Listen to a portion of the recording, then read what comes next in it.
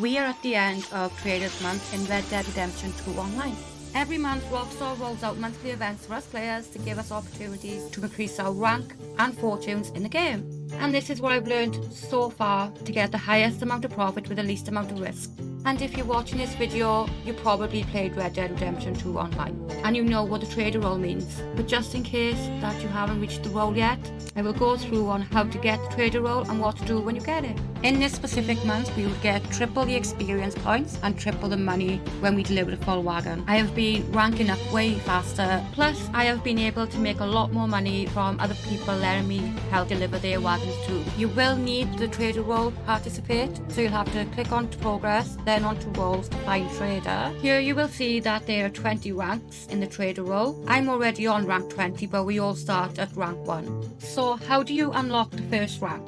Well, the first thing you need to do is to open Cripps' letter and read it so you can discuss his business opportunity. Meeting up with Cripps will unlock the opportunity to buy the butcher table. Go into Wilderness Outfitters, click on equipment, and then you will be able to buy the butcher table for 15 gold bars. Without this table, you won't be able to trade. You also won't be able to trade without the delivery wagon. Luckily, you automatically get a small wagon, then you get the opportunity to upgrade to a medium wagon and then a large wagon. You unlock these items through ranking up in the trader role. An important thing to note is that the small wagon only holds 25 goods. When you upgrade, it's going to go up to 50 goods, and then the large wagon will hold 100 goods, so make sure when you can, you upgrade your wagon. If you don't upgrade, then Cripps won't be able to make as many goods, which is limiting your profit.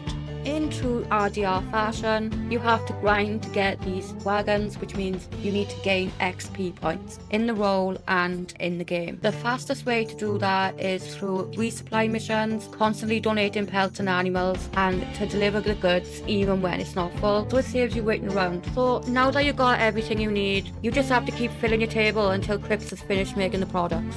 To fill the table, you need to hunt animals, and you either skin them or you just give in the full animal.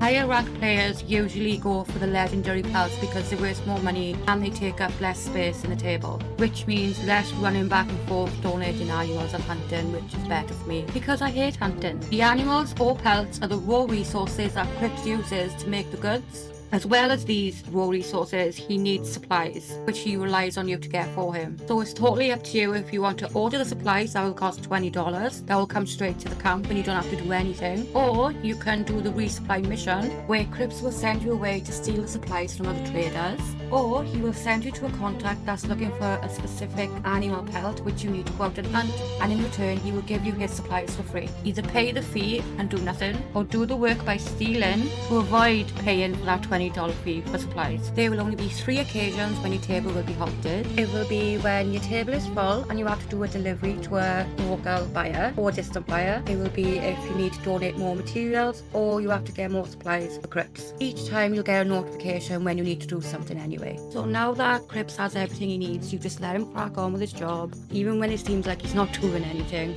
But you'll start to see the goods pile up in camp. So once your delivery wagon is full and Cripps can't fit any more products on it, you're good to go and you can deliver to the buyer. The last bit of the technical part is that when you go to Cripps' table to deliver, choose distant buyer, not local, because you get more money if you select a distant buyer because there's more risk. And this is where things start to get spicy. On the trade route, other traders, NPCs, will either attack you or they will be in a shootout with the customers at the destination. One of them will definitely happen, but there's just no way of telling which one. The even more unpredictable part is the risk of other live players attacking your wagon. In my experience, it's unlikely, but when it does happen, it always seems to be the scumbags who blow up my wagon. They don't steal it for their own gain. They blow it up just to be arseholes and to ruin other people's gameplay. This is where people's opinions are divided on what type of game Red Dead Redemption 2 Online is and how people play the game. Some players will argue that it's a PvP game, so other players are supposed to attack your wagon. But I strongly disagree. Red Dead Redemption 2 Online is not a PvP game. It's a game that has PvP in it, so all decent players will not attack each other's wagon for no reason.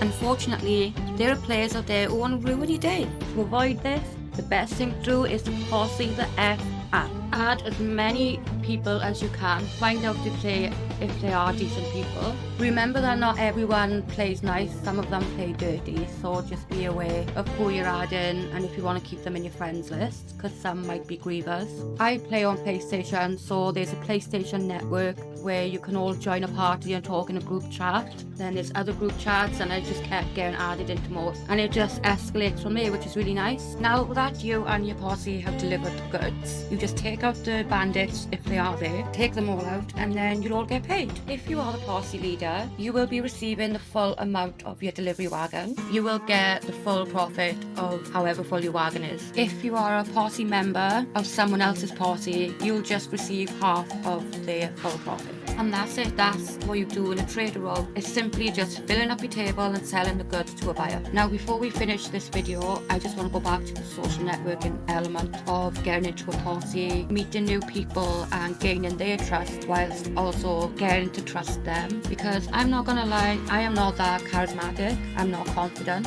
I don't like speaking to new people, especially on the mic, but it makes your life easier because you can communicate like instantly instead of just waiting for messages to come through. So what I did first is I joined Facebook groups. Just type in Red Dead Redemption 2 and a bunch of different groups will come up and you just join. So I joined the girls only one and the PlayStation one. There's various ones you can join. The most helpful one I found was Discord chat, but I only found these or got invited to through the Facebook groups. Then through the Discord chats, people added each other through the PSN network. So they added me on PlayStation, or I added them, so we could play together, add each other as friends, and it just goes from there. I push myself to interact with other people, but once I'm there, I really enjoy other people's company, especially all the people I've met so far. 9 times out of 10, they are decent people. They're good players. They are hilarious. Even if you've got different opinions on life and the world, you're just there to play this game, which is freaking awesome, and you're just there to have fun and a good time. So, and especially in the Discord chat as well, most of them are decent players and you can trust them. They'll have your back, they're loyal, and they're not grievers. Anyone who are grievers, they just get kicked out of the group. It's a very good tip to join Discord group chats or Facebook chats. So if you've made it to the end of this video, thank you so much for watching, and I hope the information I put in this video was helpful.